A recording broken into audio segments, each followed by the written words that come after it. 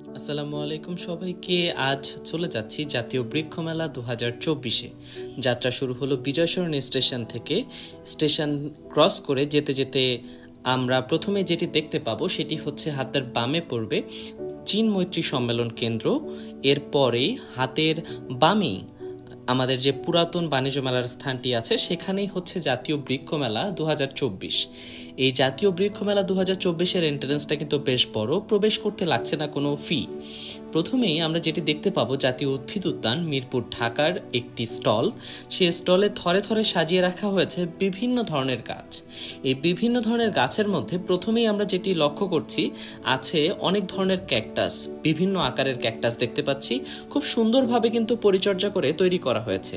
দেখতে পাচ্ছি বিভিন্ন রঙের ক্যাকটাস, যেমন লাল, হলুদ কিংবা কমলা রঙের ক্যাকটাস। এই ক্যাকটাস কিন্তু আসলে একটি ইনডোর প্ল্যান্ট। ঘরের ভেতরেই আসলে ক্যাকটাসকে অনেক বেশি সুন্দর দেখায়।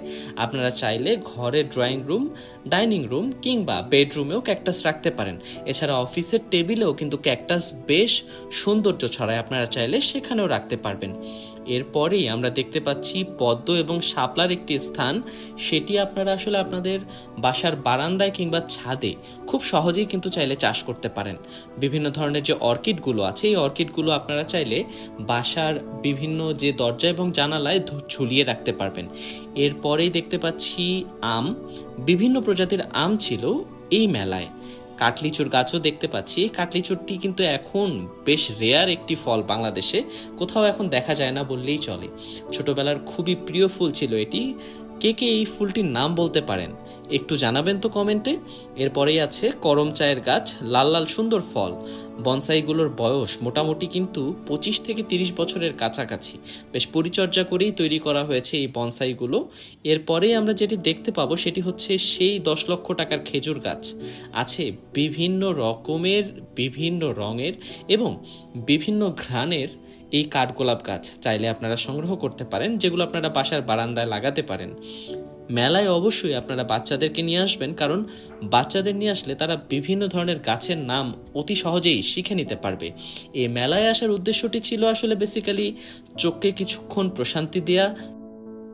বেশ সুন্দর সুন্দর কিন্তু ইন্টেরিয়ার ডিজাইনের জন্য ঝর্ণাও আছে, আপনারা চাইলে সেগুলো সংগ্রহ করে নিতে পারেন আপনাদের বাসার জন্য, যেগুলো আপনাদের এই বেডরুম কিংবা গেস্ট রুমে শোভা বর্ধন করবে।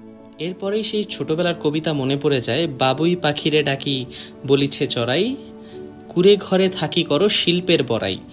এই ছোট্ট ছোট্ট আপনাদের যে বাবুই পাখির বাসাগুলো দেখালাম সেগুলো কিন্তু আপনারা চাইলে বাসায় নিয়ে যেতে পারেন এবং গাছের সাথে বা আপনাদের জানালার সাথে লাগিয়ে রাখতে পারেন। এরপরে আমরা যে অংশগুলো দেখতে পাচ্ছি সেগুলো হচ্ছে গ্রিন গার্ডেন নামে একটি জায়গার। সেখানে আসলে আপনারা তাদের পেজে স্ক্যান করে ভেতরে প্রবেশ করতে পারবেন। ভেতরটা আসলে অনেক বেশি সুন্দর ছিল। গ্রাম বাংলার বিভিন্ন চিত্র সেখানে ফুটিয়ে তোলা হয়েছে। আছে ঝর্ণা, কৃত্রিম মুরগি এবং বিভিন্ন ধরনের ফুল এবং ফলের গাছ। এরপরে আমরা যেটি দেখতে পাচ্ছি এটি হচ্ছে ব্র্যাক নার্সারি। এই ব্র্যাক নার্সারিতে আসলে আপনারা যেটি পাবেন সেটি হচ্ছে গ্রিন হাউস এবং বিভিন্ন ছাদ বাগানের অনেক ধরনের প্যাকেজ, যেগুলো আপনারা বেশ স্বল্প মূল্যে নিয়ে যেতে পারবেন আপনাদের বাসায়। তো এই ছিল আজকের ভ্লগ। আপনারা চাইলে অনেকেই মেলায় জয়েন করতে পারেন। আগামী 13 তারিখ পর্যন্ত এই মেলা চলবে, আর মাত্র হাতে 2 দিন সময় বাকি আছে। এই 2 দিনের মধ্যে চাইলে আপনারা ঘুরে আসতে পারবেন। মন্দ কাটবে না আপনাদের বিকেলটা। এবং অবশ্যই আমি অনুরোধ করব আপনারা যেন ছোট ছোট বাবুদেরকে নিয়ে আসেন, কারণ তারা গাছ দেখলে অনেক সুন্দরভাবে গাছগুলো চিনতে পারবে এবং বুঝতে পারবে। তারা কোনো গাছ রাস্তায় দেখলে সেগুলো রেকগনাইজ করতে পারবে। So that's all from myself. Thank you, have a good day, bye by.